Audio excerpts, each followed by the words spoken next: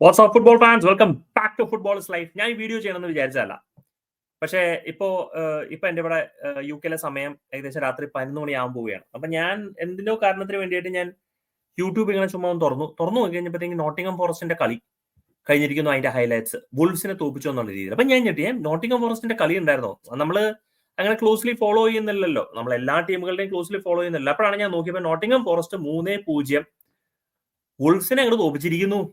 അതോടെ തന്നെ ഇപ്പോ പ്രീമിയർ ലീഗ് ടേബിളില് ചെക്കന്മാര് എവിടെ പോയി ടേബിൾ അതേ അടക്കുന്നു. ടേബിളില് അവന്മാര് ദേ അടക്കുന്നു. 3-ാം സ്ഥാനത്ത് ആർസണലിനോടൊപ്പം 40 പോയിന്റില്. സമ്മതിക്കണം. Nuno Espirito Santo, what a coach. ഇതിപ്പോ ഈ സീസൺ കഴിഞ്ഞ് കഴിഞ്ഞാൽ നോട്ടിംഗം ഫോറസ്റ്റ് എവിടെ എത്തുന്നുള്ളത് നമുക്ക് അറിയില്ല. പക്ഷെ എന്നാലും നമുക്ക് ഏകദേശം ഉറപ്പിക്കാം, ടോപ്പ് 10 ഔട്ട് ആവില്ല, മേ ബി ടോപ്പ് 8 നിൽക്കാം. അഥവാ ഒന്നുമില്ല എന്നുണ്ടെങ്കിൽ maybe if they have an exceptional run, അവർ ശരിക്കും maybe they might end up in top 4 എന്ന് പറയാനും പറ്റില്ല. ഈ നോട്ടിംഗം ഫോറസ്റ്റിന്റെ എനിക്ക് ഒരൊറ്റ ഒരു വറി ഈ ഒരു ലൈനപ്പിൽ ഇതിലെന്താന്ന് ചോദിച്ചു കഴിഞ്ഞാൽ അവരുടെ ഗോൾ ഡിഫറൻസ് ആണ്. അവരുടെ ഗോൾ ഡിഫറൻസ് കണ്ടറിയാം, 10 goal difference, which is not bad. പക്ഷെ അവർ ഗോൾ അടിക്കുന്നത് അങ്ങനെ കണ്ടമാനം ഗോൾ അടിക്കുന്നില്ല. അപ്പൊ ഇത് ഇവർക്ക് ലേറ്റർ ഹാഫ് ഓഫ് ദ സീസണിൽ ഒരു ഇഷ്യൂ ആയി മാറും. അപ്പോ ടോപ്പ് 4 റേസ് കുറച്ച് ചാലഞ്ചിങ് ആയി മാറാൻ സാധ്യത ഞാൻ കാണുന്നു നോട്ടിംഗം ഫോറസ്റ്റിനോടെ.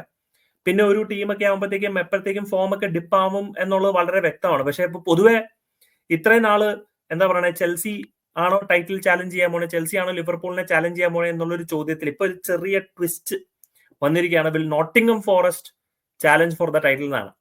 അത് വളരെ ഭയങ്കര ദൂരെയുള്ള ഒരു ചിന്താഗതിയാണ്. ഒരു ഇഞ്ചുറിയൊക്കെ ഒരു ടീമിന്റെ ഒരു മൊത്തത്തിലുള്ള ഷേപ്പ് മാറ്റാം എന്നുള്ളതേ ഉള്ളൂ. പക്ഷെ എന്നാലും ഇപ്പോൾ ഇതുവരെ നോട്ടിംഗം ഫോറസ്റ്റ് കാഴ്ചവെച്ചിരിക്കുന്ന പെർഫോമൻസ്, സീസണിന്റെ പകുതി കഴിഞ്ഞിരിക്കുന്ന സമയത്ത് 2-ാം സ്ഥാനത്ത് നിൽക്കുന്ന ആർസണലിനോടൊപ്പം പോയിന്റ്സിന് എത്തി നിൽക്കുക എന്ന് പറയുന്ന, ലിവർപൂളിനെക്കാട്ടിലും 6 പോയിന്റ് താഴെയാണെങ്കിലും ലിവർപൂളിന് ഒരു കളി പുറകിൽ കൂടുതലുണ്ട്. ഇനി നമുക്ക് അസ്യൂം ചെയ്യാം അവർ ജയിക്കുകയാണ്, അത് എവർട്ടൺ ആയിട്ടുള്ള ഒരു മത്സരമാണ്. ലെറ്റ്സ് അസ്യൂം ദേ വിൻ ആണെന്നുണ്ടെങ്കിൽ 9 പോയിന്റ് ഗ്യാപ്പ്.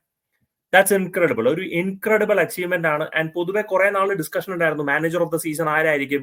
കുറെ പേര് പറയുന്ന ആർനെ സ്ലോട്ട് ആയിരിക്കണം, അല്ലെങ്കിൽ കുറച്ച് നാൾ മുമ്പ് വരെ മെറസ്ക ആയിരുന്നു. ഇപ്പൊ പിന്നെ മെറസ്ക ഇപ്പൊ പൊതുവെ താഴേക്ക് പോയി. ഇങ്ങനെ തുടരുകയാണെന്നുണ്ടെങ്കിൽ നൂനോ എസ്പിരിറ്റോ സാഞ്ചസ് തന്നെ മിക്കവാറും ഈ സീസണിലെ മാനേജർ അടിച്ചു കൊണ്ടുപോകുന്നുള്ളതിൽ സംശയം വേണ്ട. കാരണം ഇതുവരെ പുള്ളിക്കാരൻ എത്തിച്ച അടിപൊളിയാണ്.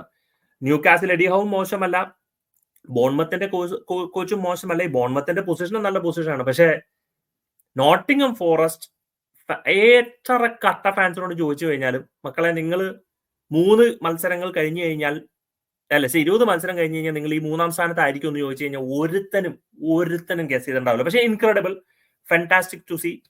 This is Premier League. ഈ സീസൺ ഇതാണ് നമ്മൾ കാണാനിരുന്നത്. This is become fantastic. ഇനി അത് മുന്നോട്ട് തുടരാൻ പറ്റട്ടെ എന്നുള്ളത് എല്ലാവിധ ആശംസയോടെ.